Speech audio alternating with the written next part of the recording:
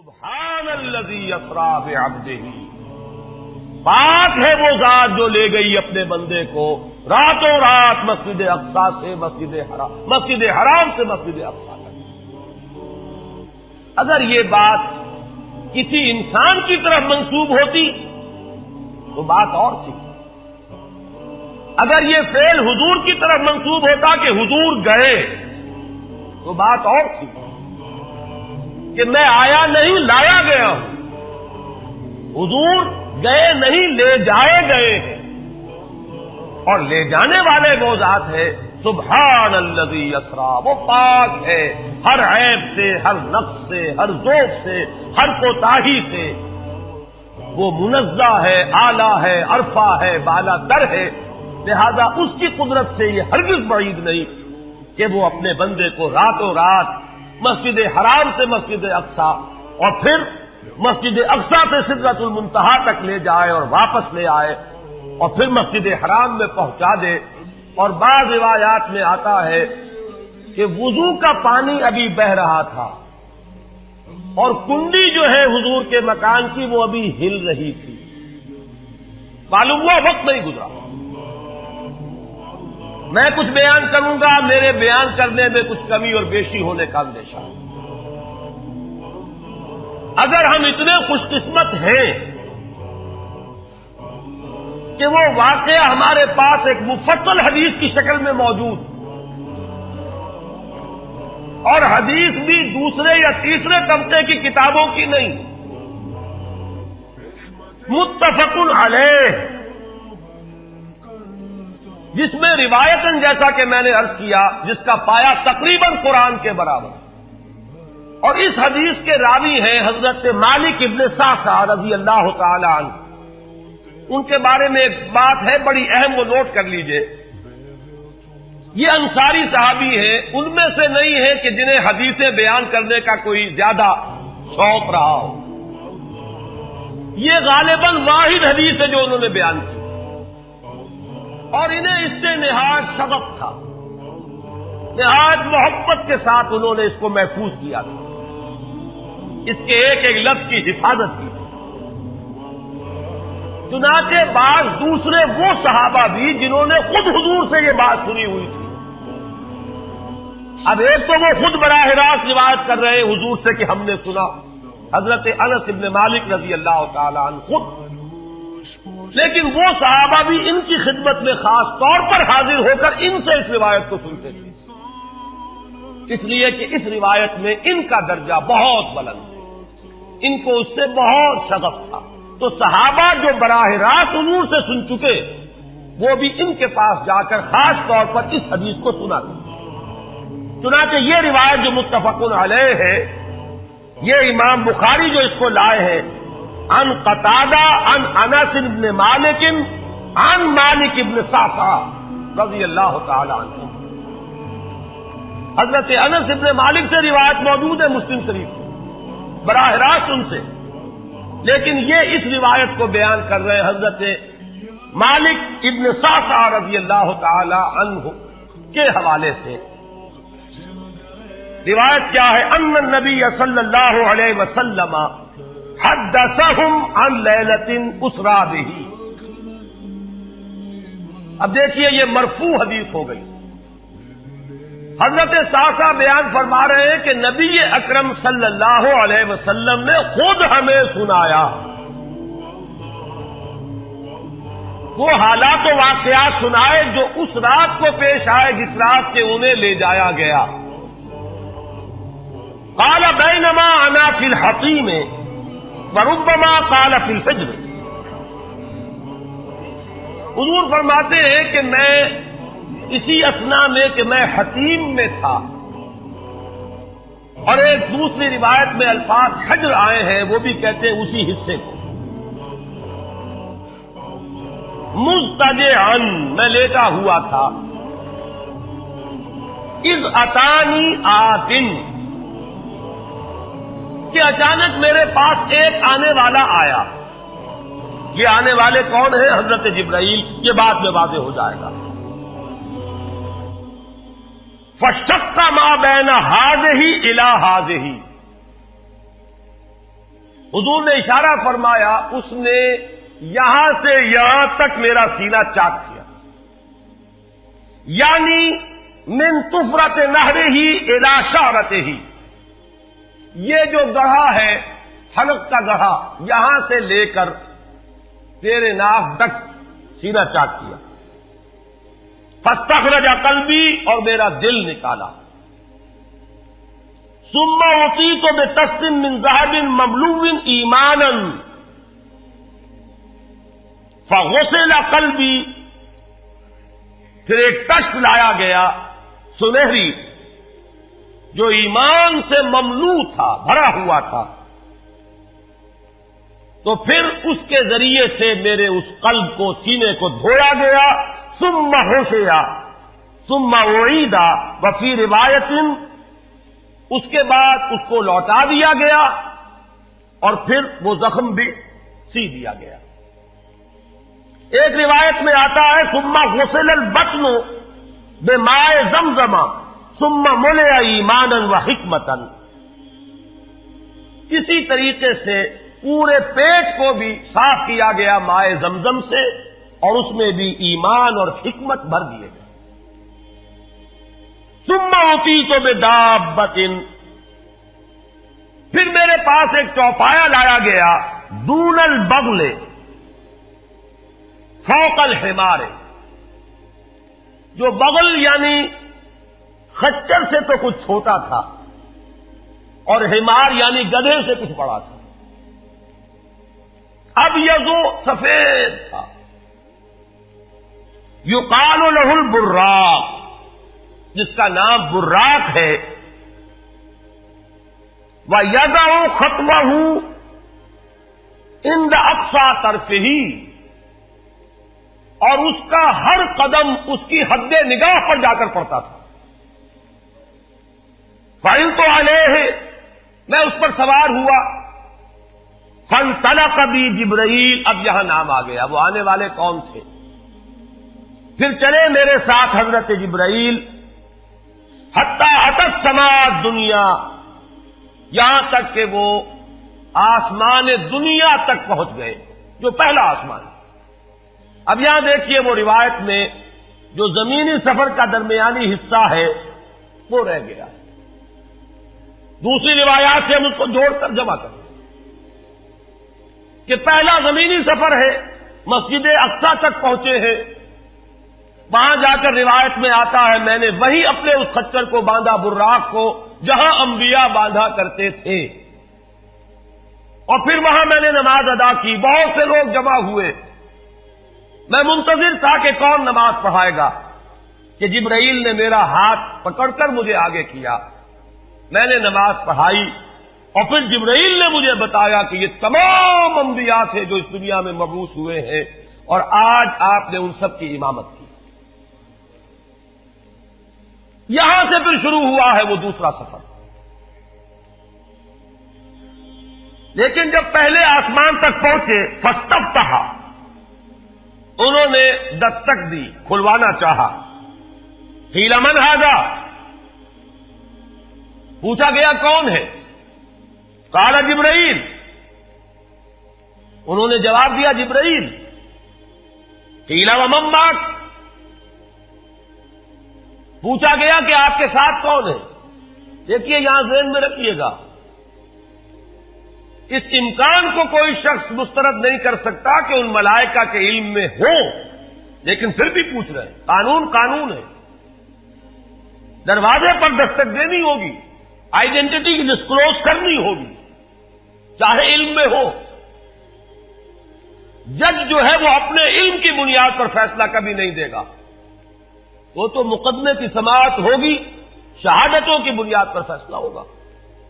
ذاتی علم کی بنیاد پر کرنا ہے تو وہ خود کسی اور عدالت میں اس مقدمے کو منتقل کرے اور وہاں گواہ کی حیثیت سے پیش ہو، تو قانون ہے۔ پوچھا گیا آپ کے ساتھ کون ہے؟ قال محمد صلی اللہ علیہ وسلم۔ قیل وقد ارسل الیہ، پوچھا گیا کیا انہیں بلایا گیا ہے؟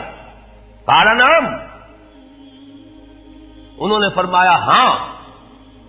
قیل مرحبا بہ فنعم المجیء، جا ففتح فلما خلصت، اس کے بعد کہا گیا مرحبا ان کے لیے، تہنیت ہے، مبارکباد ہے، خوش آمدید ہے، کیا ہی اچھے ہیں وہ جو لائے گئے ہیں۔ پھر وہ سمائے دنیا جو ہے اس کا دروازہ کھولا گیا، میں اس میں داخل ہوا، فیضا فیہا آدم، میں نے دیکھا وہاں حضرت آدم تشریف فرما ہے۔ فقال ھذا ابوک، جبرائیل نے کہا یہ آپ کے جد امجد ہیں، فسلم علیہ، ان کو سلام کیجئے، فسلمت علیہ، میں نے انہیں سلام کہا، فرد السلام، انہوں نے سلام کا جواب دیا، ثم قال مرحبا بالابن الصالح والنبی الصالح، خوش آمدید ہے، مرحبا ہے صالح بیٹے اور صالح نبی پر۔ ثم صعد بی، پھر مجھے اور اٹھایا گیا، حتی اتى السماء الثانیہ، یہاں تک کہ جبرائیل پہنچ گئے دوسرے آسمان تک۔ فاستفتح، پھر وہی سوال و جواب ہے، میں اب ترجمہ نہیں کروں گا۔ قیل من ھذا قال جبرائیل، قیل ومن معک قال محمد، قیل وقد ارسل الیہ قال نعم، قیل مرحبا بہ فنعم المجیء جاء ففتح فلما خلصت۔ جب یہ سارا اس کارروائی کے بعد داخل ہوئے ہیں دوسرے آسمان پر، فیضا یحییٰ و عیسیٰ وہو ابنا خالۃ، وہاں میں نے دیکھا کہ یحییٰ اور عیسیٰ ہیں اور یہ خالہ زاد بھائی ہیں۔ قال ھذا یحییٰ و ھذا عیسیٰ فسلم علیہما، فسلمت فردا، ثم قال مرحبا بالاخ الصالح والنبی الصالح، انہوں نے بھی کہا خوش آمدید اور مرحبا ایک صالح بھائی اور صالح نبی کو، یہاں نوٹ کیجئے گا، حضرت عیسیٰ اور حضرت یحییٰ یہ بنی اسرائیل میں سے، لہذا حضور کو اپنا بیٹا نہیں کہہ سکتے، بھائی کہہ رہے ہیں۔ آدم جد امجد ہیں، انہوں نے بیٹا کہا ہے۔ مرحبا بابن الصالح والنبی الصالح، وہ نبی تو ہے، سب کہیں گے نبی، لیکن کوئی بھائی کہے گا، کوئی بیٹا کہے گا۔ ابراہیم بیٹا کہیں گے، موسیٰ وہ بھائی کہیں گے، جن کی نسل سے آپ نہیں ہیں، وہ جو براہ راست نسل چلی آ رہی ہے اس میں جو ذکر کرے گا وہ بیٹے کے لفظ سے کرے گا۔ ثم صعد بی الی السماء الثالثہ فاستفتح، قیل من ھذا قال جبرائیل، قیل ومن معک قال محمدا، قیل وقد ارسل الیہ قال نعم، قیل مرحبا بہ فنعم المجیء جاء ففتح فلما خلصت اذا یوسف قال ھذا یوسف فسلم علیہ فسلمت علیہ فرد، ثم قال مرحبا بالاخ الصالح والنبی الصالح۔ اب مجھے ترجمے کی ضرورت نہیں ہے، ایک مرتبہ بات آپ نے سمجھ لی، اب تیزی کے ساتھ میں اس حدیث کو پڑھ دینا چاہتا ہوں۔ ثم صعد بی، پھر مجھے اور بلندی پر لے جایا گیا، حتی اتى السماء الرابعہ فاستفتح، قیل من ھذا قال جبرائیل، قیل ومن معک قال محمد، قیل وقد ارسل الیہ قال نعم، قیل مرحبا بہ فنعم المجیء جاء ففتح فلما خلصت فاذا ادریس فقال ھذا ادریس فسلم علیہ فسلمت علیہ فرد، ثم قال مرحبا بالاخ الصالح والنبی الصالح۔ یہاں ملاقات ہوئی حضرت ادریس علیہ الصلوۃ والسلام سے۔ ثم صعد بی حتی اتى السماء الخامسة فاستفتح، قیل من ھذا قال جبرائیل، قیل ومن معک قال محمد، قیل وقد ارسل الیہ قال نعم، قیل مرحبا بہ فنعم المجیء جاء ففتح فلما خلصت فاذا ہارون قال ھذا ہارون فسلم علیہ فسلمت علیہ فرد، ثم قال مرحبا بالاخ الصالح والنبی الصالح۔ ثم صعد بی حتی اتى السماء السادسة فاستفتح، قیل من ھذا قال جبرائیل، قیل ومن معک قال محمد، قیل وقد ارسل الیہ قال نعم، قیل مرحبا بہ فنعم المجیء جاء ففتح فلما خلصت فاذا موسیٰ قال ھذا موسیٰ فسلم علیہ فسلمت علیہ فرد، ثم قال مرحبا بالاخ الصالح والنبی الصالح۔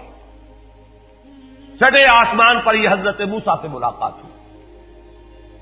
فلما جاوزت تو بتا، جب میں آگے بڑھا تو حضرت موسیٰ روئے. قیل ما یبکیک، ان سے پوچھا گیا کہ آپ کو کیا چیز رلا رہی ہے؟ قال ابکی لأن غلاما بعث بعدی، کہ مجھے اس بات پر رونا آ رہا ہے یہ نوجوان محمد صلی اللہ علیہ وسلم، یہ میرے بہت بعد ان کی بعثت ہوئی ہے. يدخل الجنت من امته اکثر ممن يدخلها من امتی، میرے بہت بعد آنے کے باوجود ان کی امت میں سے جنت میں داخل ہونے والوں کی تعداد میری امت کے مقابلے میں بہت زیادہ ہوگی.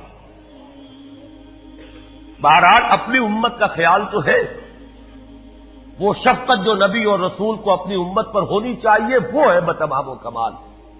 اسے معاذ اللہ کسی حسد پر معمول نہ کیجیے، بلکہ وہ جو احساس ہوا ہے اپنی امت کی محرومی کا، وہ ہے کہ جس نے حضرت موسیٰ علیہ السلام پر یہ کیفیت طاری کی. ثم صعد بی، پھر مجھے اور بلند کیا گیا، الی السماء السابعۃ، ساتویں آسمان پر. فاستفتح قیل من ھذا قال جبرائیل، قیل ومن معک قال محمد صلی اللہ علیہ وسلم، قیل وقد بعث الیہ قال نعم، قیل مرحبا بہ فنعم المجیء جاء. فلما خلصت فاذا ابراہیم قال ھذا ابوک ابراہیم فسلم علیہ، فسلمت علیہ فرد السلام ثم قال مرحبا بالابن الصالح والنبی الصالح. حضرت ابراہیم نے پھر استقبال کیا، خوش آمدید صالح بیٹے اور صالح نبی کے لیے. ثم رفعت، اب ذرا یہاں نوٹ کیجئے گا، یہاں سوئد تو نہیں آیا، سوئد ابھی نہیں آیا، رفعت. پھر مجھے اور بلند کیا گیا الی سدرۃ المنتہی، یہ سدرہ منتہا ہے جس کا ذکر ہے سورۃ النجم. اسی سدرۃ المنتہا کے پاس جنت ماوا ہے، وہ جس کا وعدہ کیا گیا ہے، جو ٹھکانہ بنے گی اللہ کے نیکوکار بندوں کا، جس میں وہ رہیں گا ہمیشہ ہمیش. فادخلوها خالدین، وہ بھی وہی ہے. پھر اٹھائے گئے حضور بیت المعمور تک. ثم اعطیت باناء من خمر واناء من لبن واناء من عسل. پھر میرے سامنے یہ بیت معمور کیا ہے یہ بھی جان لیجئے. یہ در حقیقت اس سماء سابعہ پر، ساتویں آسمان پر خانہ کعبہ کا اصل جو ہے اللہ کا گھر، جس کا یہ ظل اور سایہ اس دنیا میں ہے، خانہ کعبہ، یہ ہے وہ بیت المعمور، جس کے بارے میں ایک اور روایت میں الفاظ یہ آئے ہیں، اس میں روزانہ 70,000 فرشتے داخل ہوتے ہیں، اور جو فرشتہ ایک مرتبہ داخل ہوا ہے آج تک اسے دوبارہ داخل ہونے کی نوبت نہیں آئی. اسی طریقے سے وہ فرشتے ہیں جو طواف کرتے ہیں خانہ کعبہ کا. پھر جان لیجئے یہ ہماری نگاہوں سے مخفی عالم غیب کی ایک دنیا ہے اپنی جگہ، چاہے ہمیں نظر نہ آئے. پھر میرے سامنے 3 برتن لائے گئے، ایک دودھ کا اور ایک شہد کا اور ایک شراب کا.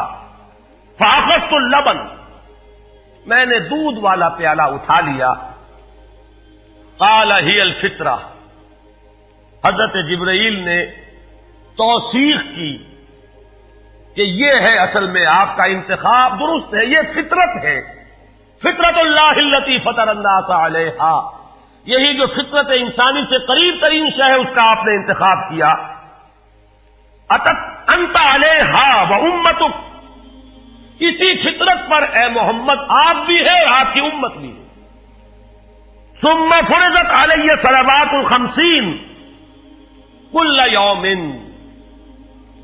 ایک اور روایت میں الفاظ آئے ہیں، اس میں اس کی وضاحت نہیں ہے کہ 3 چیزیں حضور کو یہاں عطا کی گئی. ایک تو 50 نمازیں جو فرض ہوئی، ایک دن رات میں 50 نمازیں، اور ایک سورہ بقرہ کی آخری 2 آیات جو تحفہ اللہ نے دیا محمد کو امت کے لیے صلی اللہ علیہ وسلم. آمن الرسول بما انزل الیہ من ربہ والمؤمنون کل آمن باللہ وملائکتہ وکتبہ ورسلہ. یہاں سے لے کر آخر تک فانصرنا علی القوم الکافرین تک یہ 2 آیات یہ جنت کے خزانوں میں سے 2 خزانے ہیں جو شب معراج کو عطا ہوئے ہیں محمد الرسول اللہ کو بطور تحفہ امت کے لیے. اور تیسری بات یہ کہ اے نبی آپ کی امت کے لیے یہ خصوصی بات ہے کہ آپ کی امتیوں کے گناہ کبیرہ بھی بغیر توبہ کے معاف ہو سکیں گے. یہ خصوصی تحفے ہیں جو امت کے لیے لے کر آئے محمد صلی اللہ علیہ وسلم. 3 تحفے نماز جو اس معراج میں فرض ہو رہی ہے اور اسی کو حضور کہہ رہے ہیں الصلاۃ معراج المومنین. اہل ایمان کے لیے یہ بمنزلہ معراج ہے. اس میں پھر روایت میں تفصیل آ رہی ہے. واپس جب آئے ہیں حضرت موسیٰ سے ملاقات ہوئی اور انہوں نے یہ فرمایا کہ یہ 50 نمازیں بہت ہیں, مجھے تجربہ ہے, تمہاری امت اس کا تحمل نہ کر سکے گی, واپس جاؤ درخواست کرو کم کرواؤ. حضور گئے, 10 نمازیں اس میں معاف ہوئی, 40 ہوئی. پھر یہی بات ہوئی, پھر بھیجا حضرت موسیٰ نے, پھر 30 ہوئی, پھر 20 ہوئی, چوتھی مرتبہ پھر وہ 10 اور پھر 5 رہ گئیں. اس پر بھی حضرت موسیٰ نے یہ کہا اب بھی جاؤ یہ بھی بھاری ہے. حضور نے فرمایا مجھے شرم آتی ہے, میں اتنی مرتبہ جا چکا ہوں, مزید اب جانے سے حیا محسوس کر رہا ہوں. تو ندا آئی کہ یہ 5 ہی 50 کے برابر ہیں. ہمارے ہاں قول بدلا نہیں جاتا. یہ 5 جو ہے در حقیقت یہ قائم مقام ہے ان 50 کے کہ جو اولاً ہم نے فرض کی تھی. یہ 50 ہی شمار ہوں گی اگر ان کا انسان ان پر مداومت اختیار کر لے. میں آخری جملہ آپ کو اس کا سنا دیتا ہوں.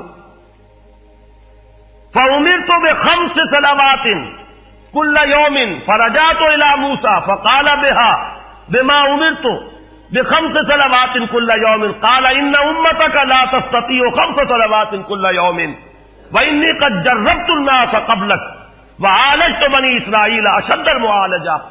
میں نے بنی اسرائیل کا حتی الامکان معالجہ کیا, ان کے حالات کو درست کرنے کی کوشش کی, لیکن مجھے تجربہ ہے یہ 5 بھی نہیں جھیلی جائیں گی. فَارْجِعْ إِلَىٰ رَبِّكَ فَاسْأَلْهُ التَّخْفِيفَ, مزید تخفیف چاہیے لِأُمَّتِكَ. قَالَ سَأَلْتُ رَبِّي حَتَّىٰ اسْتَحْيَيْتُ وَلَٰكِنِّي أَرْضَىٰ وَأُسِلُّمُ. قَالَ فَلَمَّا جَاوَزْتُ نَادَىٰ مُنَادٍ أَمْضَيْتُ فَرِيضَتِي وَخَفَّفْتُ عَنْ عِبَادِي. متفق علیہ. مجھے ندا آئی کہ میں نے اپنے بندوں پر تخفیف کی.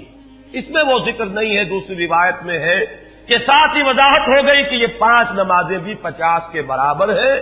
میری بات نہیں بدلی گئی ہے, وہ در حقیقت میں نے اسی 50 کا رتبہ جو ہے ان 5 کو عطا فرما دیا. یہ روایت ہے جو متفق علیہ ہے. روایات کثیر, جنت اور دوزخ کے جو مشاہدات کرائے گئے وہ بہت تفصیل سے دوسری روایات میں, لیکن کسی اور روایت کا استناد کے اعتبار سے, اسناد کے اعتبار سے وہ درجہ نہیں ہے جو اس روایت کا ہے. باقی میں نے مسلم شریف کی روایات میں سے اور تفاصیل آپ کو سنائی ہے. یہ ہے واقعہ. پھر حضور واپس آئے ہیں, وہیں بیت المسجد اقصی میں آئے ہیں, پھر واپس تشریف لائے ہیں, اور اس کا میں بیان کر چکا ہوں دوسری روایات میں کہ وقت بالکل نہیں گزرا, کہیں روک دیا گیا ہے, پوری کائنات کو کہیں تھام دیا گیا. یہ بات تو وہ ہے جو آج سے پہلے بھی سمجھ میں آ سکتی تھی کہ شاید کسی ایک جگہ پر پوری کائنات کو روک دیا گیا. وقت بالکل نہیں گزرا کسی کے لیے.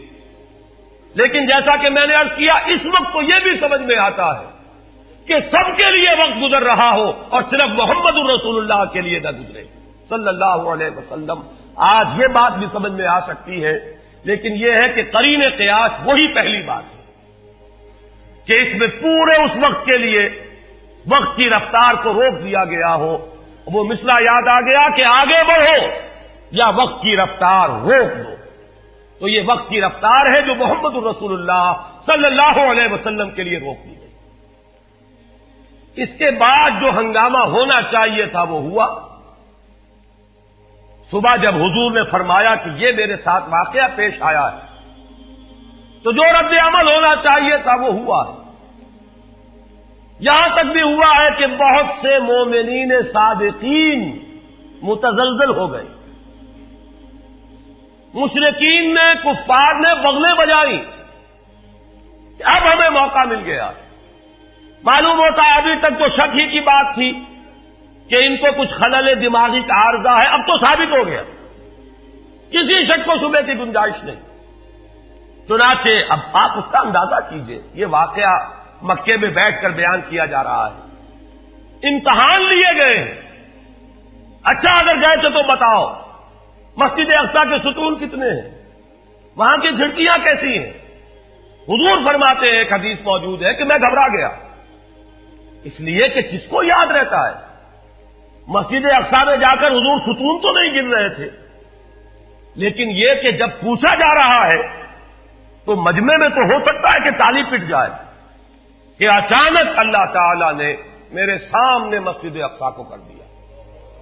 اب میں دیکھ کر بتا رہا ہوں اور لوگ دنگ ہو رہے ہیں. اب دیکھیے وہ مشاہدہ جو میں نے عرض کیا تھا, مشاہدات بے شمار ہیں. جنت سامنے لے آئی جاتی ہے اور آگ سامنے لے آئی جاتی ہے, جہنم سامنے لے آئی جاتی ہے, مسجد اقصی سامنے لے آئی گئی ہے, جن میں سے ہر سوال کا جواب حضور نے مشاہدے سے دیا. اسی ضمن میں وہ واقعہ آتا ہے کہ حضرت ابو بکر کے پاس گئے لوگ دوڑے دوڑے. وہ یہ سمجھتے تھے کہ اگر یہ پالا ہم مار لیں تو پھر ہماری جیت ہے. ابو بکر کو اگر ہم متزلزل کر دیں تو پھر گویا کہ ہمارے لیے کوئی اور پرابلم نہ رہے گا. روایت میں آتا ہے حضرت ابو بکر نے بھی سن کر ایک دفعہ جھرجھری لی ہے, لیکن صرف ایک سوال کیا, کیا واقعی وہ یہ فرما رہے ہیں؟ لوگوں نے خوش ہو کر کہا, تالیاں بجائے, ہاں ہاں کہہ رہے ہیں, چلو ہم لے چلتے ہیں.